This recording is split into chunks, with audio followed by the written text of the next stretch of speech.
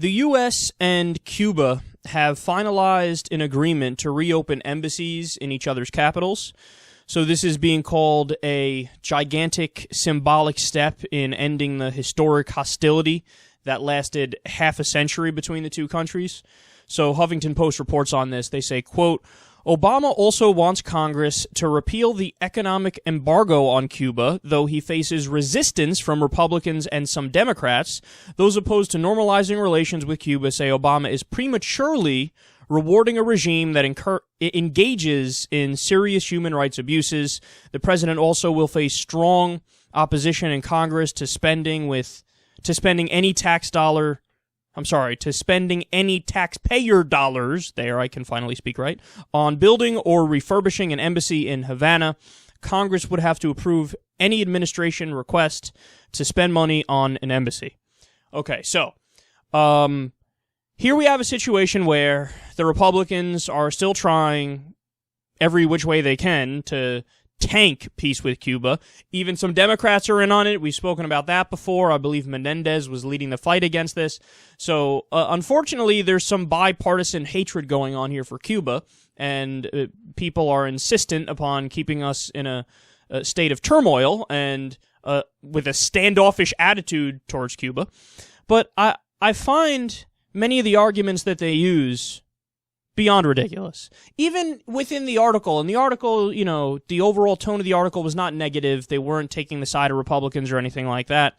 But you guys heard me say it right there. They said, those opposed to normalizing relations with Cuba say Obama is prematurely rewarding a regime that engages in serious human rights abuses.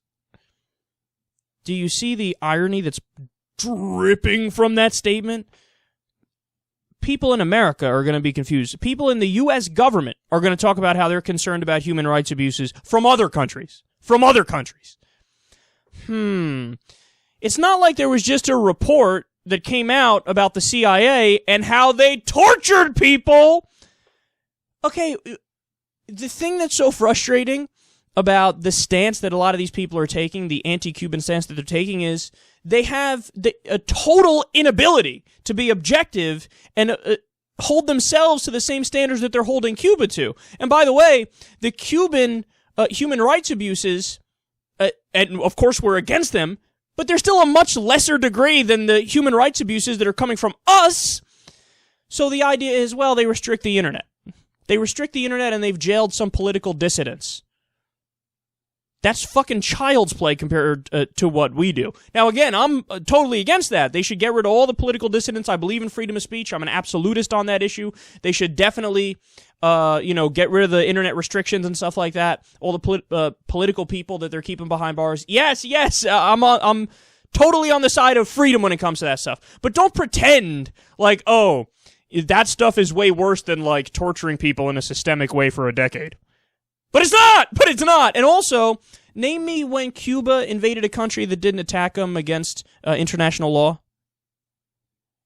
Oh, you can't do that because it didn't happen? See, that was us. But if we do something, it's okay, we're the good guys by definition.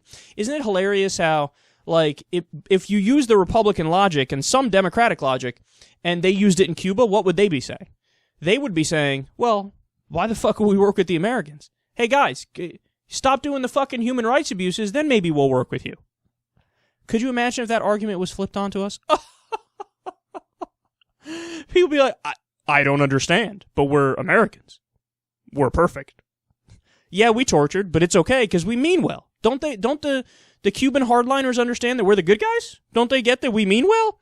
That's not a fucking convincing argument. And again, look at the history of America and Cuba. What we did to that country, it's unforgivable. But somehow they're reaching out at least so that we can fix the situation a little bit and mend the fences and get back on some kind of an okay footing with each other. But I don't think I would be able to forgive America if I was in Raul Castro's place. I don't think I would. Hell, again, if you know the fucking history, do you know how many times we tried to overthrow the government after they had a revolution? And what was the revolution of? Let's be real here. Of an American-backed dictator who was repressive to the country. And we're acting to them like, well, we're still mad at you.